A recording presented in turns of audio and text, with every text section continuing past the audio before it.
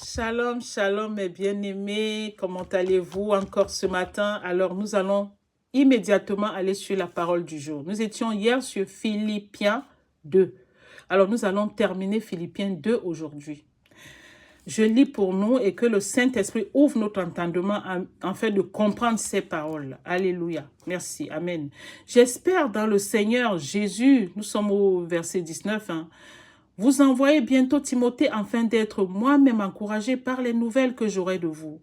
Car je n'ai personne qui partage mes sentiments pour prendre vraiment votre situation à cœur.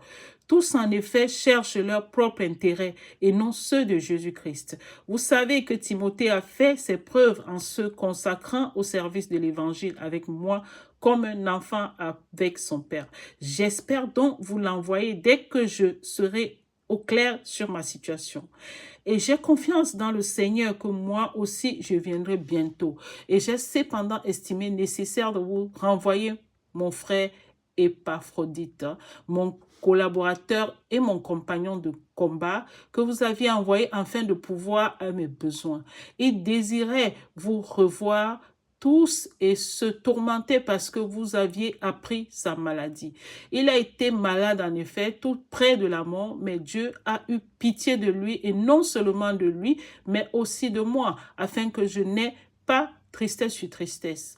Je m'empresse donc de le renvoyer pour que vous puissiez vous réjouir de le revoir et que je sois moi-même moins triste. Accueillez-le dans le Seigneur avec une joie sans réserve et ayez de l'estime pour de tels hommes.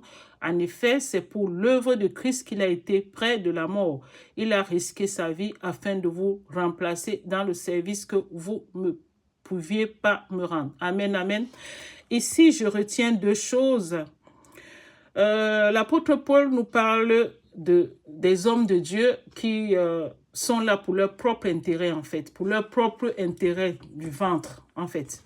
C'est ce que l'apôtre Paul nous dit ce matin. Alors, frères et sœurs, est-ce que nous sommes avec Dieu pour les intérêts qu'il donne ou alors pour les intérêts que nous pouvons avoir en tant que serviteurs ou servantes de Dieu, en tant qu'évangélistes ou je ne sais quoi d'autre? Est-ce que nous sommes là pour notre propre intérêt? Ça, c'est la question que chaque évangéliste, chaque enfant de Dieu devrait se poser à chaque fois qu'il fait une action.